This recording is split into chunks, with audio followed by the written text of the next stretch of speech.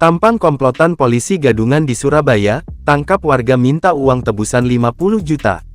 Komplotan pemeras yang mengaku sebagai polisi diringkus tim Jatanras Direktorat Reserse Kriminal Umum, Ditreskrimum, Polda Jatim di Surabaya. Komplotan tersebut terdiri dari 4 orang yakni HRP 36 KA alias RT, 46 MAA alias OOL, 23 ketiganya adalah warga Sidoarjo. Sedangkan 1 orang tersangka inisial MRF 21 adalah warga Gresik. Keempatnya sudah ditetapkan sebagai tersangka, kata Wadireskrimum Polda Jatim AKBP Suryono, Kamis tanggal 3 Oktober tahun 2024. Aksi komplotan tersebut dilaporkan oleh S yang mengaku menjadi korban pemerasan. S sebelumnya sudah mengenal tersangka MRF. Tersangka mengajak korbannya membeli sabu pada tanggal 1 September tahun 2024 lalu, dan dipakai oleh keduanya di Surabaya, ujar Suryono.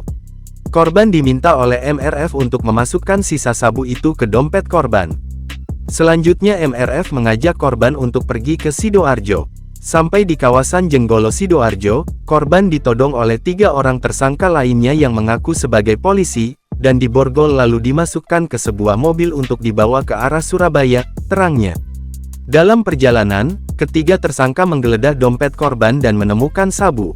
Para tersangka lantas menawarkan agar korban membayar sejumlah uang agar tidak dilanjutkan dalam proses hukum. Para tersangka meminta uang tebusan 50 juta kepada keluarga korban. Sempat negosiasi sampai turun di angka 15 juta, katanya. Keluarga korban yang merasa curiga lalu melaporkan ke Polda Jatim. Setelah melalui proses penyelidikan, komplotan akhirnya bisa ditangkap.